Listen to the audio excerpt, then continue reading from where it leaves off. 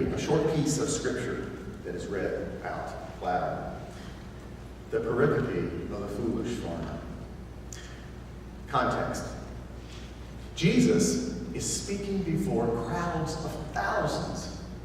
This happens earlier in this chapter, where he is talking to his disciples, and the crowds are listening in, eavesdropping in on what he's saying to his disciples, eagerly lapping up the wisdom that is coming out. And after hearing Jesus encourage his closest followers, he asks them to stand firm in your faith, even in the face of persecution. He tells them to trust their lives to God. He tells them to fear nothing in this life. And what does the crowd respond with? Jesus, tell my brother to split my inheritance with me. A total non sequitur. Where the heck does this come from? After being told all those important life lessons, someone pipes up and says, give me my fair share. I want mine. Inheritance can be a truly difficult time for families. How many families have you ever seen or heard of that really split up over the inheritance that goes on? It happened in my family. Not, thank goodness, this time around when my mother passed away this spring.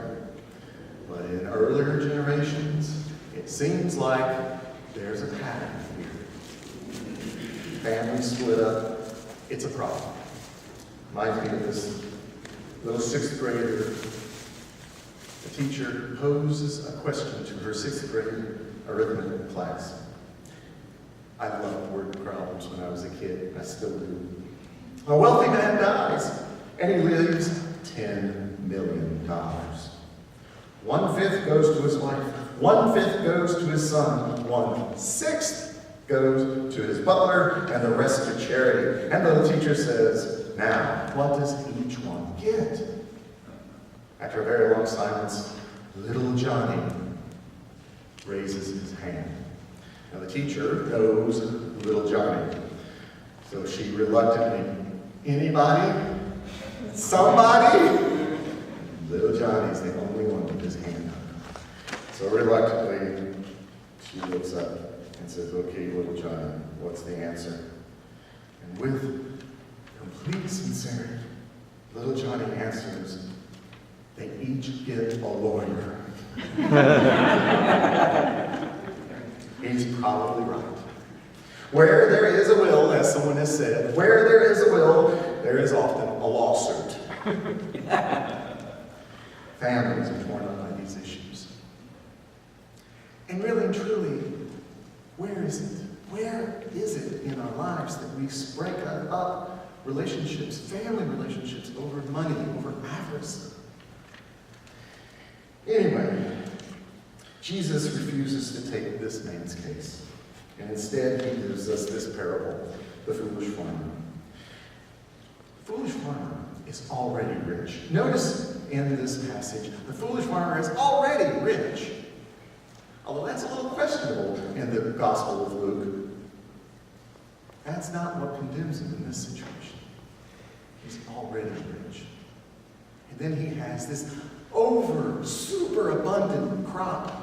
Amazing yield. What a day. Truly something that he should be given thanks for. And what does he do? He pulls down his barns. He pulls down his barns in order to erect new ones.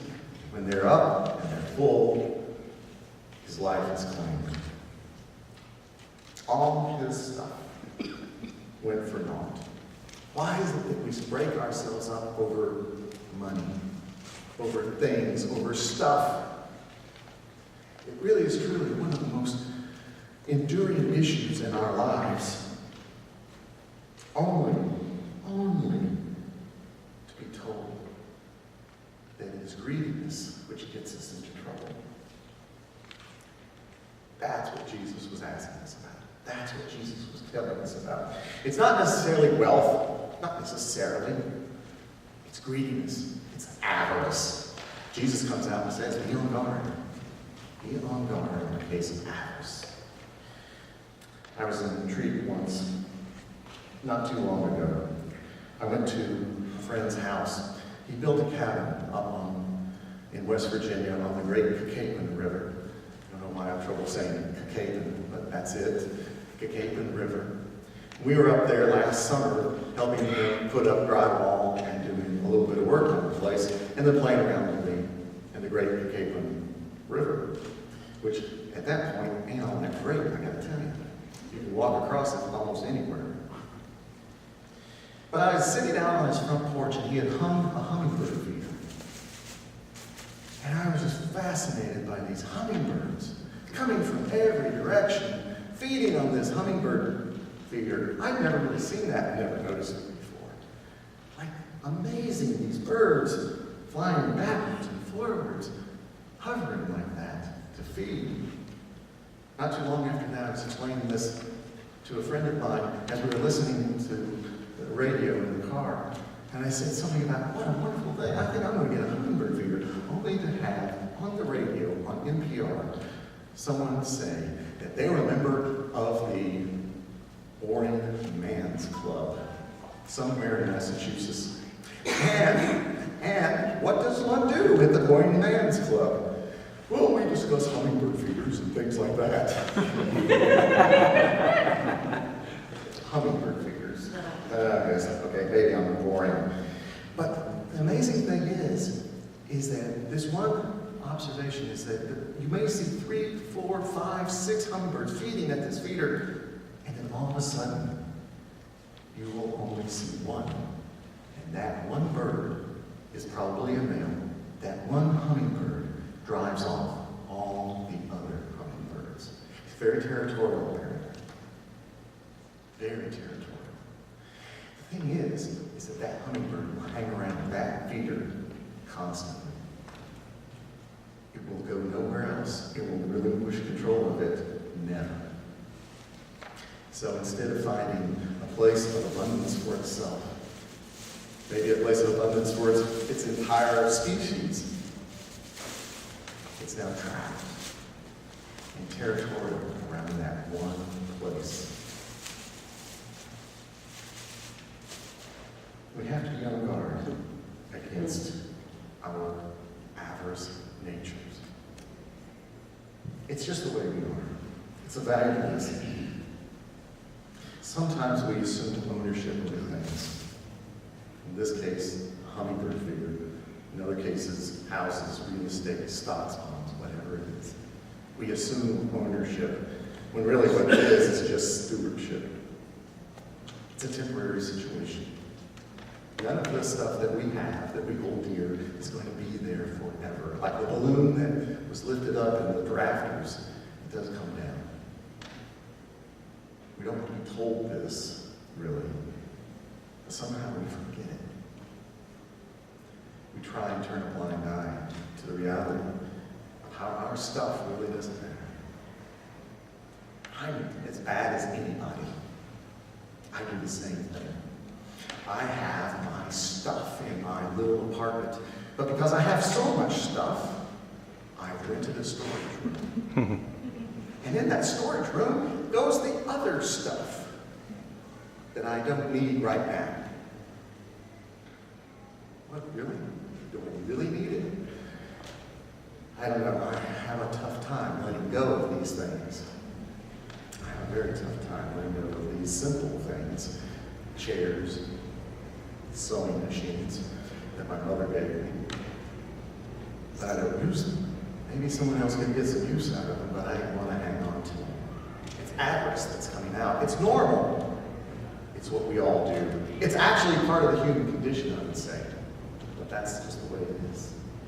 I have this ambition, which I have kind of fanned for a couple of years, for a number of years. I have this ambition for some reason. I would love to own a little farm somewhere. Maybe it's harkening back to the days in which I worked on the farms back when I was a kid, or back when I was working for a farmer who stored grain in great big grain elevators not too long ago, back in my 40s. I had this ambition to do this. It was my misfortune to choose an area to live in which land goes at a premium. So my ability to earn enough money to secure such an item, such a thing, doesn't really meet up with my desire. And so maybe I close down a little bit. I pile things up. Kind of like this foolish farmer in the pericope, in the parable. I pile it up. Maybe I can get some good out of it. Material things, stuff, it's not the thing that we should cling on to. We always want more. But the truth is that the thing that we really want more of is our relationships. I sit down and I talk to couples when I'm doing premarital counseling with them. What are the 3 things, I tell them, that you think cause problems in a marriage? And they almost always get at least the first 2 right. Was like sex, that's almost money, yeah, I can see that. Children. Those are the 3 things in my experience that cause the greatest problems in a marriage. And those are the things that we cling on to. Those are the things that we place a lot of value in. The first 2, not so much, maybe some, but those children. For one who doesn't have children, wow, seeing the dynamic of parents and grandparents and their children is profound. That's profound. That's strong. It even takes a backseat, I think, to material things. It takes a backseat to money. It takes a backseat to sex. Ask any parent out there. That is where we place our value. Now, Jesus doesn't say anything about placing value like that in this prayer. Jesus says, place your value in things of God. The things that your soul needs. It's not money. Probably not sex. It might be children. Then again, maybe we lift them up to too high a pedestal sometimes. I don't know. This is a hard question for me. I'm not going to try and tell you that that's exactly what's going on, but it is something to consider. It's easy for us to say, well, sex, yeah, we idolize that. We put that as an idol. Watch any of these television shows, and you go, ooh, maybe we have fetishized that aspect of life, lifted it up above all others. Money, for crying out loud, it doesn't take, I don't have to tell you how much we idolize money and getting stuff. We also idolize our children, I think, maybe. Sometimes we do that. I think in right proportion, all of those things are great and wonderful things.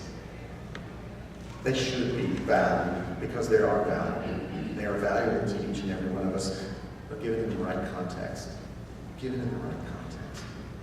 I think that's what Jesus is asking us to do, to focus on our souls, to look at ourselves, to focus where we place our value, and to work as hard as we possibly can to keep them together, to keep them on the right place, in the right way.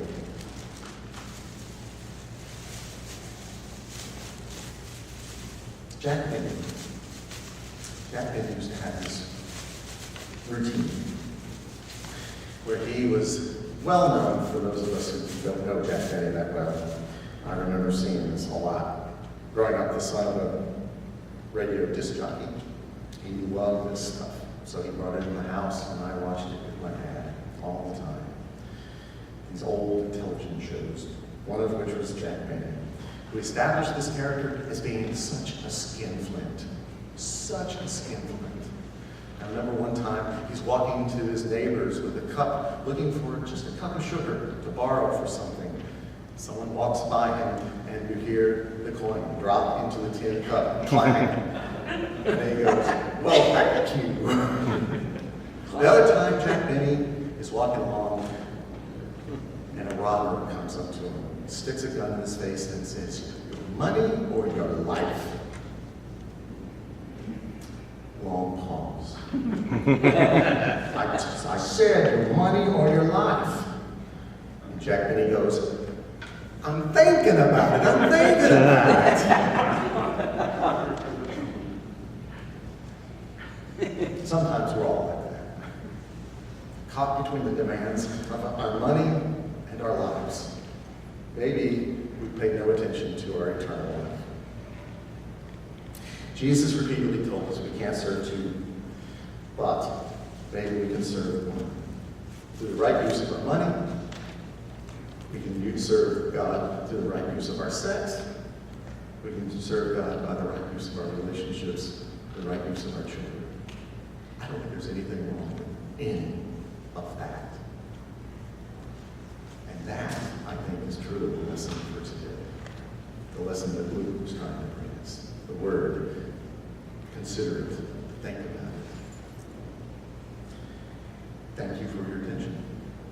May God bless each and every one of you. Our hymn of reflection is number 583.